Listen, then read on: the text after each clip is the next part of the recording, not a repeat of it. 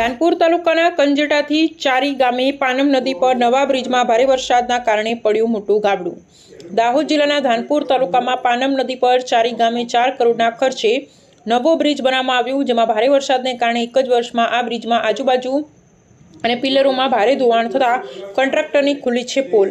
આ બ્રિજમાં મોટા પાયે ભ્રષ્ટાચાર કરવામાં આવ્યો અને હલકી કક્ષાની ગુણવત્તાવાળો માલ મટીરીયલ વાપરી કોન્ટ્રાક્ટરે કર્યો કરોડોનો મોટો ભ્રષ્ટાચાર। ભારે વરસાદમાં નવો બ્રિજ ધોવાયો। પાનમ નદી પર construction of bridge on Chari approach road પર 120 મીટર લાંબો બ્રિજ બનાવ્યો હતો।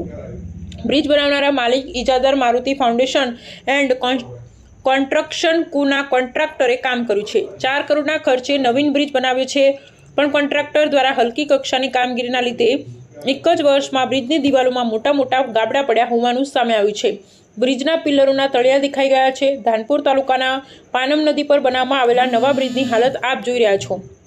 દાહોદ જિલ્લા વહીવટીતંત્ર તાત્કાલિક ધોરણે આ બ્રિજની કામગીરી હાથ ધરવામાં નહીં આવે તો ગંભીરા બ્રિજ જેવી ઘટના દાહોદ જિલ્લામાં થશે, તેમ ચારી ગામના લોકોએ જણાવ્યું છે। બ્રિજના થાંભલામાં મોટા મોટા ગાબડા પડ્યા, ગમે ત્યારે બ્રિજ તૂટવાની સંભાવના હાલ જોવાઈ રહી છે। લાખોના નહીં કરોડોના ખર્ચે નવો બ્રિજ બનાવવામાં આવ્યો, જેમાં મોટા પાયે ભ્રષ્ટાચાર થયો છે અને હલકી કક્ષાની ગુણવત્તાનો માલ વાપર્યો, તેઓ આજે ચારી ગામના ગ્રામજનોએ ભારે આક્રોશ સાથે મીડિયા સમક્ષ જણાવ્યું। રિપોર્ટિંગ જશુભાઈ ગણાવા। આજરોજ અમે ધાનપુર તાલુકાના ચારી ગામે, જ્યાં આજથી 1.5 વર્ષ નથી થયું આ પુલને, અને આજરોજ 24 કલાકની અંદર ધોધમાર વરસાદ થવાથી જે બાજુમાં નાનું ગાબડું પડ્યું છે, તો અમારી એવી માંગ છે કે આજ ઉઠીને નાનું ગાબડું પડે છે ત્યારે 1.5 વર્ષ નથી થયા અને કાલ ઉઠીને કંઈ મોટી દુર્ઘટના બને અને કોઈ વ્યક્તિ મુશ્કેલમાં પડીને મુકાય તો જવાબદાર કોણ છે? અને આ કોન્ટ્રાક્ટર તેમજ અધિકારીઓને અને તંત્રને અમે જણાવવા માંગીએ છીએ કે આની પર કડક કાર્યવાહી થાય અને કડકમાં કેટલા વર્ષ થયા બ્રિજ બનતા? આ બ્રિજ બનતા 1.5 વર્ષની આસપાસ થયા છે।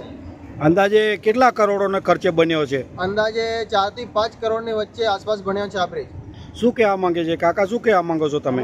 કેવું આ લોકોએ દિવાલ ઉઠાવે છે પણ પડતી નથી ફરી સાહેબ, અને કાચું ચણતર કરે ને ખાલી પાસે એટલું પડતી ફરીને આગળથી કાચું ચણતર કરી લીધું છે, અને આ લોકો કોન્ટ્રાક્ટરો બધું ગોલમાલ કરી ગયા છે અને ત્યારે પાછી પીસીસી કરીને કાચું ચણતર કર્યું છે સાહેબ। અને આટલા વર્ષની અંદર 1.5 વર્ષની અંદર આ લોકોને થયું છે તો 4-5 કરોડની વસ્તુ થઈ છે તો કોન્ટ્રાક્ટરે કંઈ કર્યું નથી। શોભાના ગાંઠિયા સમાન જોવા મળી રહી છે। જો બરાબર આ બધું કૌભાંડનું થાય છે, આ બધું તૂટફાટ થઈ રહ્યો, પછી કાચી ચણતર કરી છે, કાચી સણતર કરી છે, પાસે પડતી ભરી અને પાસે પડતી ભરી, એનો કોઈ મતલબ નથી રહ્યો ને।